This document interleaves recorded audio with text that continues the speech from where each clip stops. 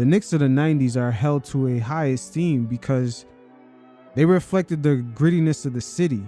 During their time, they didn't have players that were necessarily glorified in the highlight reels or be on the quote-unquote red carpet. But the way they approached the game and played is admired by many. Some even subconsciously think of it as the best era of the Knicks, even though they won championships in the 70s. So there's very few teams in sports overall whose play styles reflect the city they reside in. I mean, just off the top, I could only think of the Pittsburgh Steelers, maybe from way back in the day, Oakland Raiders. You got the 90s Knicks, the Showtime Lakers with the flashiness of LA. It's very rare in sports that this happens. But when it comes to the Knicks, it seems like it's happening all over again. With this current cast of players who have key notable guys who were pretty much almost written off. The Lakers letting Julius Randle walk for nothing, only in his 4th year in the league. Josh Hart for a time was bouncing from city to city, from New Orleans to Portland, until he found a home with the Knicks. And Jalen Brunson, him sitting on a team with Luka, not fully being secure about his NBA future, until a coach like Jason Kidd gave him a shot to prove his value. So the Knicks have a couple cast members with a chip on their shoulder, and a lot of that energy spills over onto the court. And when you got winning attached to it, you got a hell of a formula that's attracting many people to come out as former players show up to MSG in ways we've never seen before. So the energy is definitely being noticed, as this current Knicks team reflects a lot of the energies that came out of the Knicks team in the 90s. But just like that Knicks team from back then, there is a yearning to get to the next level up and compete for a championship year in, year out. They got the grit, the grind, the tenacity, the focus. But there's this one last thing that really sometimes gets overlooked when it comes to making that final step up, and it's sacrifice. It rarely gets talked about, but LeBron James never got a max contract until he returned to Cleveland. And even back then, he kept on taking a 1-year deal. So to level up and make sure that he has the proper pieces around him, he's always been flexible. And we've seen peers in his draft class not make that sacrifice and have to live with the outcomes. I don't want to say no names. But what Brunson did ushering the Knicks into this new NBA landscape with the CBA, the influx of talent coming in, the restrictions, depending on how deep a team is into the salary cap, on what trades that they could make or even players that they could pick up, is giving the Knicks plenty of flexibility, not only to re-sign players, but to make moves that even the Celtics going forward cannot make. Jalen Brunson had did a sit down where he reflected on this past season, what motivates him, and the overall focus it takes to bring the Knicks a championship. You guys check it out, and every once in a while, I'll check in. There's like a compilation of like videos of like when I did sign, and it was like a bunch of like, it was like on ESPN, it was like on Fox Sports or whatever, and just saying like how dumb or how bad it was for the Knicks or whatever, the grading process of it. Every time I see it, I just like kind of like, I don't watch it, but I skim over it, like, there it is again, like. But I didn't think of it at the time. Like when I saw it, I was like, all right, it's just another stepping stone where people don't believe in me and I believe in myself. It kind of keeps me humble. Hey, these people don't think you're anything. Like, and I'm not trying to go out there and prove to the world like, yo, I belong here. I'm proving to myself like, hey, I worked this hard to be in this position. I have this opportunity. I need to take full advantage of it. So it's more telling myself that I belong here versus telling the world like, hey, like, see, like, watch me. I'm in this position because I earned it. Like, which is true, but I'm trying to prove it to myself first and foremost, because there's a lot of people who've, like you said, doubt me or like overlook me or whatever. But I try my best not to even think of them, because I have the person who's been with me every single day, like my dad, to push me the way he has. And I've had other coaches in the past push me, like Coach Wright, my high school coach, middle school coach, coaches in the league, like they've pushed me. And I've always had that mindset of, okay, like how can I get better? How can I just extract the message from what they're trying to say and put it into my game to make sure I'm the better player? There's always people going to say things about you that are positive or negative, but if you're not going to listen to the negative, you can't listen to the positive either. And so, can you imagine the mindset he developed from his pops? Rick Brunson, I believe, signed 9 NBA contracts on different teams. So he was definitely a journeyman in the league, squeezing out every bit of juice of talent that he could to keep his spot. True, I'm not locked in on a naysayer, but like you said, I see it. You see all that stuff. Yeah. And it's just like, okay, just another one, another thing that's happened to me. It'd be different if it really happened and someone said something. I'll be like, oh, okay, this is gonna be in my head for a while. But it's happened throughout my entire career. Yeah. Like it's happened in high school, and I proved everyone wrong. It happened in college, I proved everyone wrong. It happened in the league, and it's still happening. It's gonna happen. It's just it's just all about how you respond to it. Yeah. When we did the introduction with the Knicks, I kind of said something, hey, like everyone thinks I'm good, but there's always that, hey, like there's something that's like not like, it's not like a backhanded compliment, but it's like, yeah, he's got it, but he's not this or he's not that. It always amazes me how when the Knicks first got Brunson, people were still obsessing over Donovan Mitchell, even though Brunson was cooking him in the playoffs before that offseason. Makes no sense to me. And Donovan Mitchell is one of those players where, with the early success in his rookie season against Russell Westbrook, which has been proven to be a player that cannot necessarily win in the play style that he has deep into the playoffs. So Donovan Mitchell for a while has been living off that series win from Westbrook, when in reality he's been knocked out quite a few times, I believe in the first round. And if you check out that series against the Jazz and Mavericks in Brunson's last few games playing for them, the first 2 games of that series, Brunson was cooking Mitchell, cooking him. But yet once again, after cooking him in those first 2 games and cooking him again the following season against the Cavs, people were still obsessing over getting Donovan Mitchell. So all that's part of the chip on the shoulder of Brunson. He's now set it up in a way, especially after this season, where it's pretty much undeniable. Always been that way. And so, I mean, like it is what it is at this point. The narrative of a star, it's the look of a star. It's what brings the most tickets, how can you monetize someone or something. But with no encore impact. No encore impact. There's been plenty of stars, especially with the way the NBA has tweaked the rules, bringing the 3-point line back, thus spreading the floor, allowing guys more freedom of movement.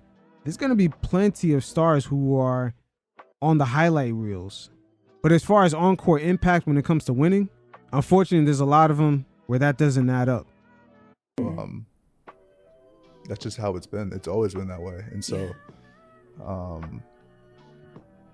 I mean, I'm not fighting it. It is what it is. I'm still going to try and do what I got to do, but it's how it's been. I believe that I can help a team win. Do I have to be the best player? No.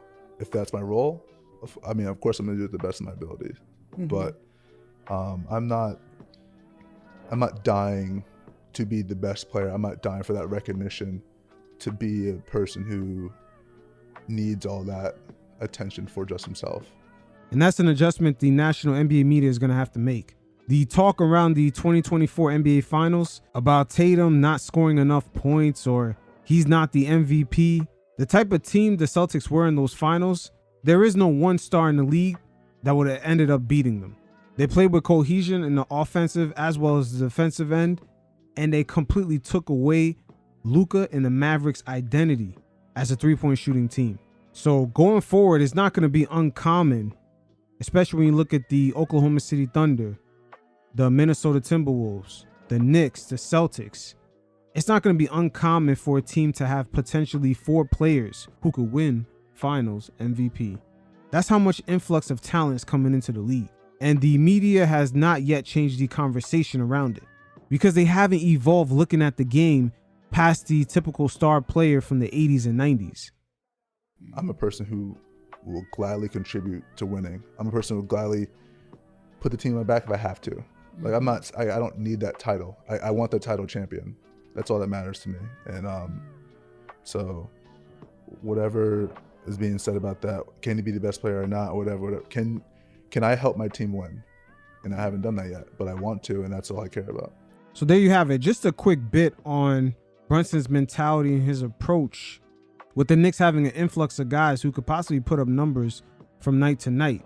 In NYC, sometimes the topic of discussion is, can Randall coexist with everyone on the team? And the thought of collaboration is not necessarily something that comes into mind.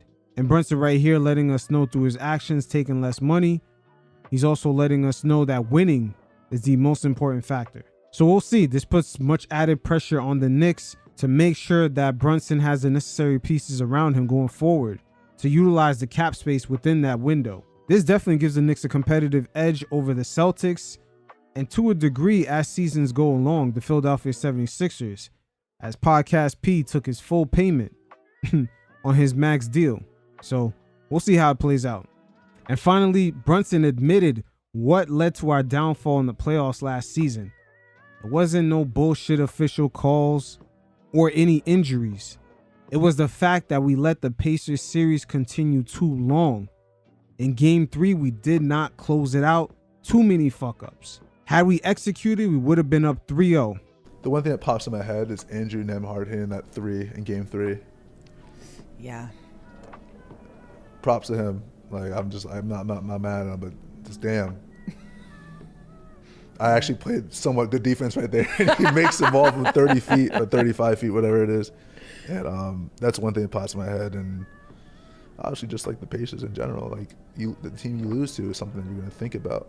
Like, like I'm Carlisle and all the coaches that were in Dallas. Obviously, respect them all. Ty, I respect. TJ, Neesmith, all those guys. You respect them all, but like, you want to go out there and compete. Like, you can't wait to lace them up again. Like, that's all you're thinking about. It's like, hey, I want to get back to that point and just kind of redeem myself. But it's things that led up to the Nembhard 3 is where we really messed it up. You know what? Fuck it. Let's just get to the footage. See, as you can see, the more you fuck around, the more you're going to find out. And also, if you stay down here and you never fuck around, you'll never find out. So once again, things came down to fourth quarter execution. As in the last 3 minutes, the Knicks were down by 1 with Deuce McBride getting an open look from 3 and just missed it. Then eventually the Knicks got the possession back with Josh Hart getting fouled, but he split the free throws. But had he made both, we would have went up by 1, but at that point the score was tied still. And then the Knicks were able to get a defensive stop, forcing the steal with Josh Hart attacking the rim, getting blocked by Miles Turner, which it wasn't called a goaltend, but it was very close. And then the Pacers were able to capitalize off the other end.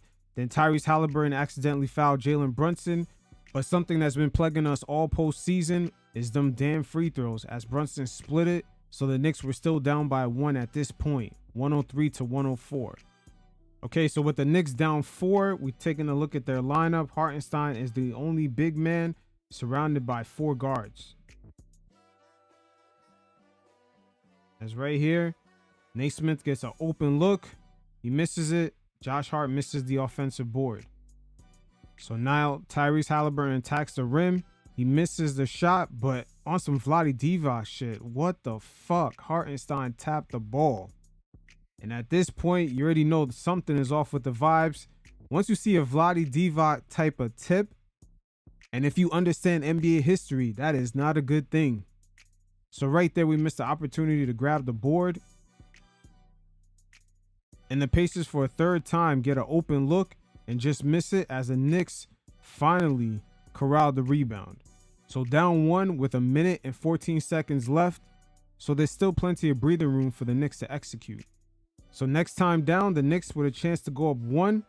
The Pacers surprisingly leave him on an island with Nembhard, who he's been cooking all series long. And you couldn't draw it up any more perfect than that shot that he took. So again, just emphasizing on the fourth quarter execution. You know the Pacers love to run in transition. And right here, cannot blame the referees. This is a complete goaltend by Dante DiVincenzo. I don't know what he was thinking right there. But the Pacers are now up by 3. But still, there's plenty of time left to make things happen. But that was a big mistake right there. Cannot blame the referees. The Knicks at this point are a good basketball team. And good teams don't look for officials and calls to make games go their way. Leave that shit for the Pacers, the Pelicans, all the playing teams like the Lakers. The Knicks at this point in their timeline, are a good enough team to execute down the stretch in these fourth quarters. And part of that fourth quarter execution is having a floor general in Jalen Brunson, who has made his star pretty much undeniable this postseason. So Tyrese Halliburton, the next possession down, tries to take advantage of Hartenstein's drop back coverage by straight up pulling up. And he misses. But once again, the Knicks in that small ball lineup that Tibbs has out there. And that is no fault of his own. He has no choice just to make sure the Knicks at least keep up with this up-tempo pace, high-octane offense with the Indiana Pacers. He's going to have to do that. And this is the other side of the coin right here, not being able to grab some of these boards. As Naismith tips it right back out. Off the rebound, we're going to see Deuce slowly blitz. And as he blitzes, Brunson picks up on Nembhard. And the rest is history. Now with 16 seconds left to go, plenty of time. As we see Brunson a little bit caught up, but still 15 seconds left to go. And this is probably going to end up being a learning lesson for Brunson, is not to rely on the whistles of the officials, especially at the end of these games. It's not a guarantee that they was going to call a foul on that. But he tried to draw up 3 free throws to tie this game. But an over-reliance on officials is not what winning teams do. But just looking back is way more than just beyond this play right here. We got to look back when Josh Hart missed the free throws to go up by 1. The goaltend by Dante DiVincenzo that actually put him up by 3. And also Brunson splitting the free throws, which left the Knicks down by 1. All these things happened under 2 minutes. So instead of being 3-0, now it's a 2-1 swing. And this was definitely a missed opportunity. I'd even mention the 3 offensive rebounds they gave up in the last minute. And that's where Tom Thibodeau is stuck between a rock and a hard place with playing 4 guards with 1 center. There's definitely a hesitation on Tibbs' part to play Precious in the fourth quarter. He had a boneheaded turnover in that first quarter, but he was killing it on the glass in the second chance effort. The Knicks could have really used some of that in the fourth, but Tibbs has his instincts. When it comes to this series, the longer it goes, it's going to be more difficult for the Knicks, especially if OG doesn't return to the lineup. The Pacers' up-tempo style of play, mixed in with the Knicks having multiple starters play over 40 minutes with 1 day rest in between all these games, eventually is going to start taking a toll. Everything kind of went the Pacers' way in this fourth quarter, and they barely gutted out a win.